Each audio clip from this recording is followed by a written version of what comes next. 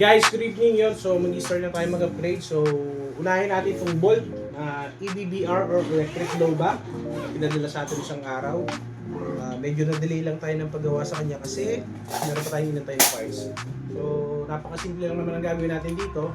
I-upgrade lang natin siya ng 450 FPS kasi sabi ni owner is bumaba raw yung FPS niya, nasa 380 lang yata. So yun, mabilis lang to kasi hindi naman to gano'ng kahirap i-disassemble. Papanta lang naman natin sa kanya is rubber at spring. Tignan natin kung maabot natin yung 450 FPS. So yun guys, simulan na natin.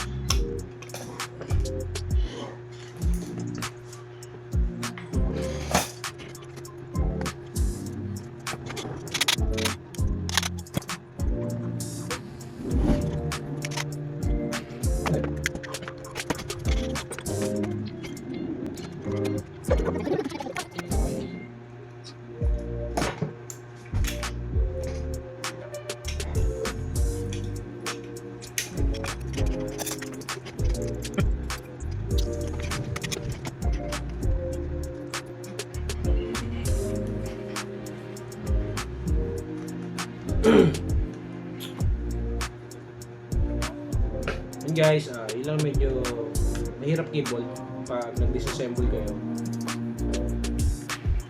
Yung exit ng wire ng gearbox shell. Pero may paraan naman dyan. May na-encounter kasi ako dyan, ginawa pinutulan eh.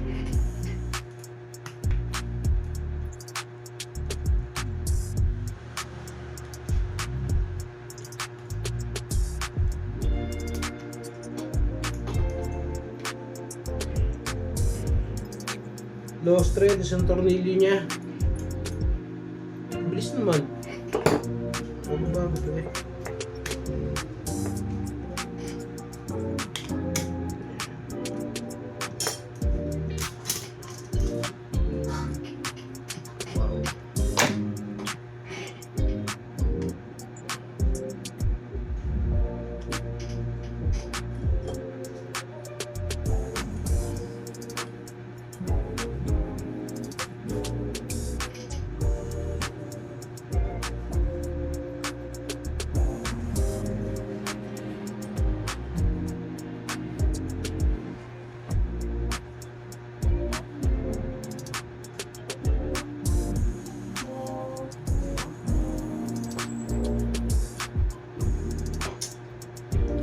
Yun guys, natin terminals din, palitan yung spring.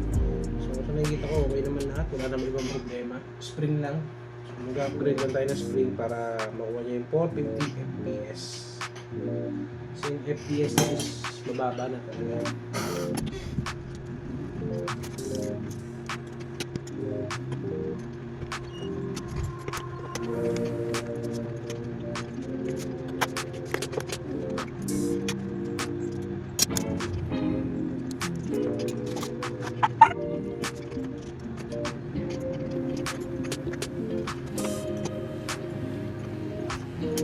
Later. Guys, good morning yon. So natapos na natin gawin yung Bolt brand airsoft rifle na pinadala sa atin ng client natin from Naik, Cavite. So isa tong electric blowback airsoft or EBBR na tinatawag, electric blowback rifle. So pakita ko sa inyo kung ano yung electric blowback na tinatawag. Yun nga lang pala, hindi nyo na makikita ang gagalaw tong part na to. Kasi, yan. Kasi sira na yung part na tinatamaan ng piston. Pero mararamdaman nyo pa rin yung impact niya every time na pumuputok siya. Kasi meron niyang mechanism dito sa likod. Para siyang merong shock absorber na tumatama sa piston every time na pumuputok siya. Kaya kung mapapansin nyo guys, yan, medyo may galaw siya every time na ipuputok natin. So, napakaganda nito, lalo-lalo na sa mga naghahanap ng realistic pero ayaw ng gas blowback na airsoft rifle. Yun lang guys, ano nga ba yung pinanta natin sa kanya? So simulan natin kung bakit ito napunta rito sa atin. Sabi ni owner is magpapapalit lang siya ng half of rubber, pero ang ginawa ko, dinisassemble ko siya kasi sabi niya, sir, magpapalit ako ng half rubber kasi low FPS na siya.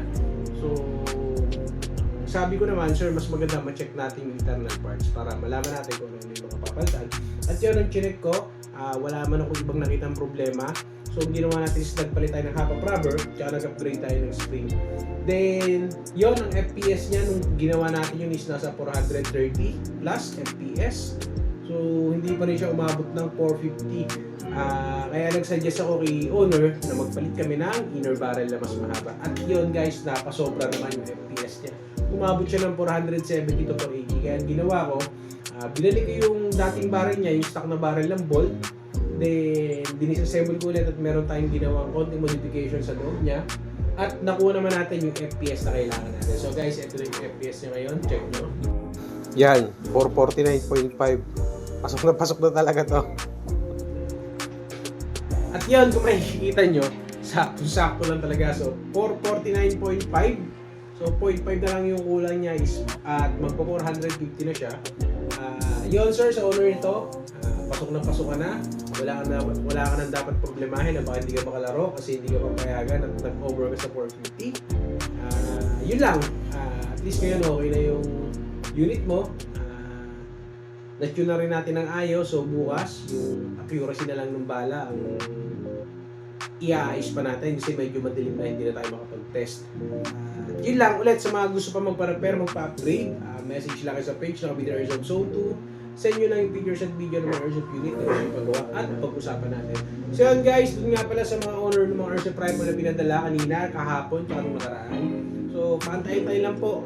Medyo natatagalan tayo kasi natatambakan talaga tayo ng gawa.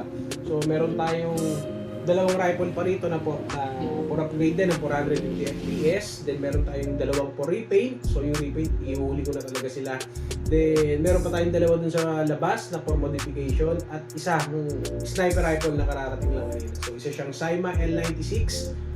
Bali bukas ko na siya i-disassemble para makita natin kung ano yung mga kailangan. At yun lang po ulit sir, sa owner nito at sa iba pang nagpapagawa, maraming salamat.